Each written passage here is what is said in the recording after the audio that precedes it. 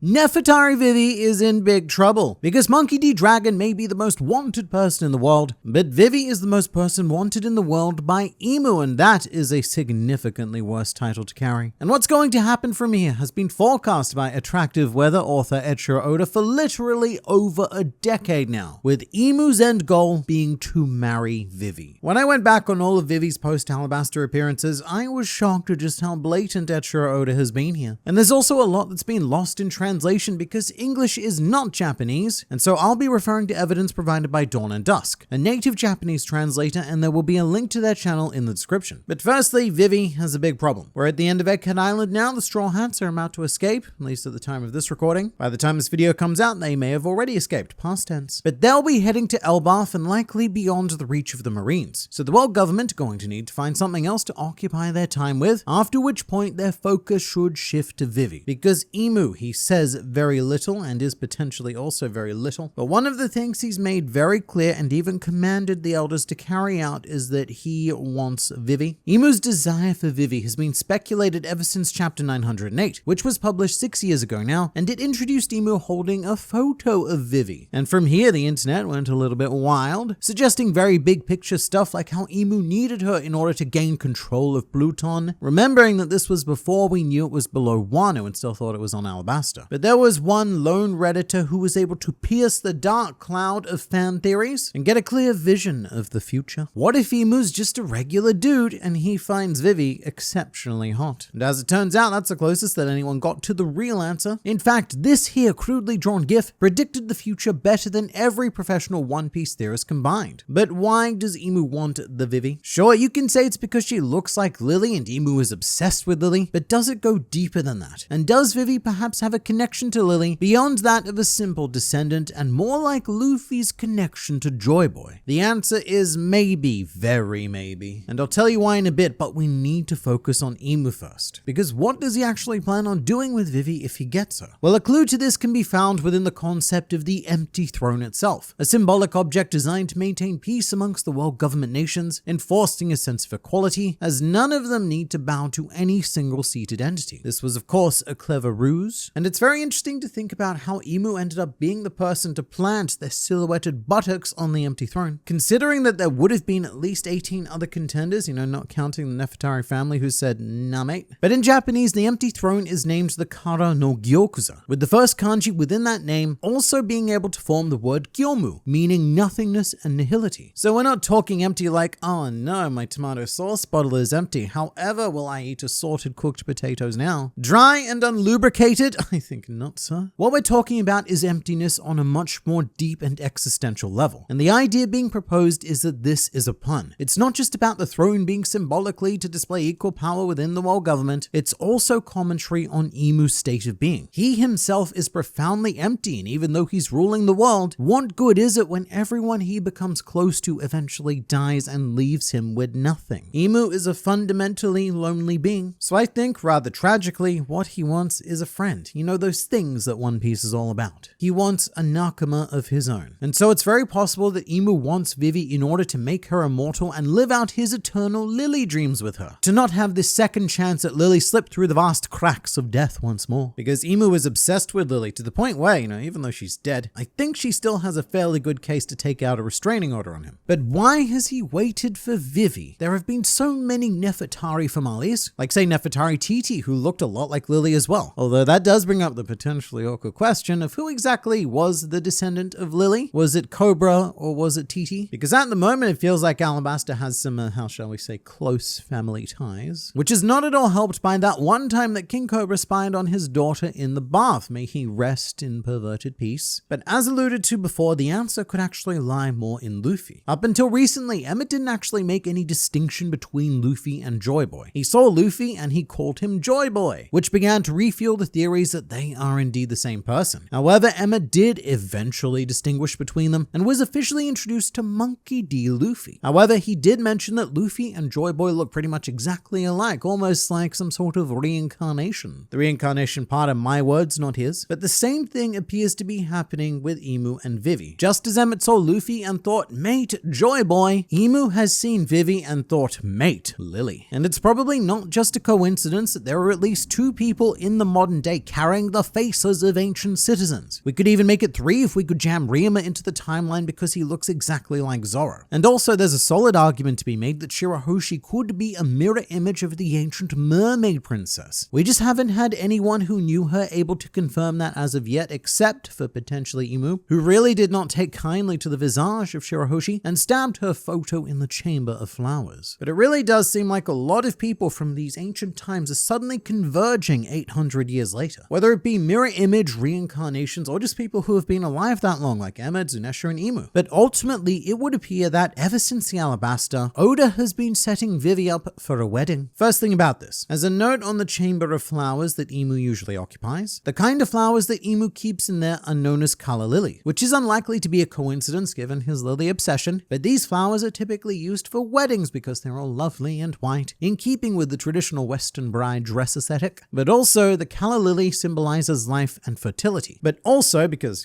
flowers are weird, they also symbolize the exact not that as well. The colour lily is also a very classic symbol of death, and so you'll often see them scattered around funerals as well. Which is very fitting because essentially what we have is Imu planting lilies to mourn Lily and potentially to wed Vivi, who herself has been shown tending to a lily for her sick father. And to go even further back, when Crocodile of all characters was introduced on Alabaster, we saw his hand suckling all of the moisture out of a lily, symbolically displaying what he was doing to the nation of Alabaster. Granted, the other two were not colour lilies, but still, it's pretty clear that Oda has been sitting on this lily idea for quite some time. He's not just picking flowers at random. In fact, I'd say he's been thinking about Lily almost as long as Imu has. And to this, I need to go back to the thesis that everything Oda needed to set up the end of One Piece was given to us by the conclusion of the first quarter of the series, by the end of Skypiea, because he had no idea how long the series was going to run, but he needed all of the pieces in place for the ending to occur at whatever point it was that he decided to implement it, which we're still waiting for. But that's why you can look back on Alabaster and see the Lily motifs and be like, right, this all makes perfect sense. Lily wasn't a character that Oda thought up like a decade or two down the line. She was in mind right here, right from the get-go. And the rest of the series up to this point has been setting Vivi up for this idea. For example, on the cover of chapter 610, Vivi is on all fours and all floors, surrounded by cats meticulously scrubbing to get those alabaster baths sparkling clean, and one of the cats is holding a sign that says bride training. So what's happening here is that a squad of cats are putting Vivi through wife boot camp. And I should say that this isn't part of a canon cover story. This was part of the Oda Art Request series that usually happens between cover stories, and usually these drawings are bizarre and surreal requests made by readers, but on this occasion, Oda took a request from his former editor, Akira Jean-Baptiste Hattori, also known as the notoriously pervy editor, and the one who served Oda through the Amazon Lily arc, encouraging and unleashing previously unseen 2D manga desires. I bring that up to both credit and discredit this image. So firstly, to discredit it, Hattori is again notorious, and this might have just been something that he wanted to see. It's very possible. But to give the image credit, Hattori again was Oda's editor, meaning that he knew what most of the endgame One Piece twists were going to be. So if he knew that there was a dude called Imu who was going to try and marry Vivi, then he may have seen this as a very clever way to foreshadow that. And look, if this was just one instance and I would just push it aside and go, no, he was probably just jacking off. But I believe that it might be more because of other things, as after the Alabaster arc, Vivi's entire world has been very wedding-centric. Whether it's being proposed to by an eel or having Karoo carve a statue of her in a wedding dress, or most blatantly, in chapter 823, Cobra says that he's gathered piles of pictures of potential suitors to become the future Mr. Nefertari Vivi, and she says to toss them all out. The last thing that King Cobra wanted to do before he died was to find Vivi a husband, and he failed because she wouldn't have any of it. And granted, I am cherry-picking evidence here because there are also artworks of Vivi and Karoo playing doubles at what appears to be the Alabaster Open, but I would never say that this is foreshadowing that Vivi is going to become a pro tennis player, because stuff like that is a one-off. Vivi's tennis ambitions are not a motif. The wedding stuff, however, does keep coming up both inside and outside of the story, and I think that whether she likes it or not, Vivi is almost certainly going to be attending her own wedding in the future, but first Imu needs to take her away from the big bird blimp. How is he going to do this? Well, this may have been quite bluntly foreshadowed as well. Also in chapter 823, the Alabaster party departs their nation for the reverie, with Vivi planting herself in the crow's nest, and Igaram gets all worried about Vivi as he often does, and he yells, "What if a great monstrous bird should appear and snatch you away?" Which is a line that I've brought up before because this did kind of happen when Vivi eventually absconded with Big News Morgans. So you could say that a monstrous bird appeared and did did snatch Vivi away. Fantastic foreskinning by Eiichiro Oda there. But also, this is one of those situations where English is insufficient to convey the true meaning. The word Igaram uses for this monstrous bird in Japanese is kaicho, literally meaning mystery or wonder bird. And kaicho also happens to be how the Itsumade is described, the yokai creature that St. Marcus Mars literally is according to his introduction box. So this could be foreshadowing for Marcus Mars to come in and snatch Vivi away from the blimp. And realistically, who else could currently capture Vivi in this state? The Marines have no capability of reaching the sheer heights of Big News Bird. So if Emu really wants that there Vivi, then Marcus Mars is just the right kaicho for the job. And Dawn and Dusk pointed out something that I really liked, which is that each of the 5 elders have domain over certain thematic islands. For example, Saint Saturn was sent to Egghead Island because he's the warrior god of science and defense. So Egghead was very much within his sphere of authority, whereas Alabaster would fall under the domain of a different elder, and that elder is likely Marcus Mars himself. Marcus Mars is the warrior god of the environment, and Alabaster is the arc with the most focus on the environment. They fought a whole war over rain, and one of the most enduring themes was how the citizens both fought against and lived with the desert. And it even ended with Koza becoming the newly appointed environmental minister. So Mars would be the most appropriate elder to be a real pain in the dick to Alabaster. Like Saturn being relentless with Vegapunk, Mars is the bane of the Nefertari family and the nation of Alabaster. But this brings us to Emu's selfishness. Emu's desires are quite selfish, emotionally driven, and may not be appreciated by those adjacent to power. Because imagine if you, random person viewing this, may be on the toilet. You're desperately trying to keep command of a global empire which is threatening to collapse all around you, and all the king of said empire can think about is satisfying his 800-year-old urges with a blue-haired girl. You probably wouldn't be too thrilled. And this would be prime time for, a spot of mutiny, and you know what? Here's an interesting thing about that. During his message, Vegapunk specifically refers to the alliance of 20 kingdoms as a Rengogun, which was the same word used to describe the alliance of Luffy, Capone Gang Beige, and Caesar Clown, Gangsta Gastino on Whole Cake Island. Whereas almost every other time an alliance is formed in One Piece, such as the Ninja Pirate Mink Samurai Alliance, or Big Mom and Kaido forming an alliance, the term Oda uses is Dorme. The nuance between these two words is very subtle even in Japanese. They can be used more or less interchangeably. However, the way Oda uses Rengogun is in the way of a sudden alliance born out of desperation and opportunity, rather than a well thought out and planned goal. Rengogun is generally used for groups with weaker bonds, and ones that tend to return to a state of enemies after their survival is ensured. And given that that is how the 20 kingdoms were described, you do have to wonder if there was a great internal power struggle after the ancient kingdom were defeated, because then you've got 19 kings, each firmly believing in their right to rule, and yet only one ended up sitting on that throne. The world government does not share power equally, no matter what it publicly states, and this opens up the door for a lot of ancient bitterness. Perhaps one or even a couple of families have been pulling a bit of a Kurazumi and plotting some revenge for their fallen ancestors. Although right now I can only really point to the Figurland family, who do seem to be outcasts of the world noble systems, at least the Figurlands we've met so far, and given their power, I'd say they'd be in a pretty amazing spot to enact some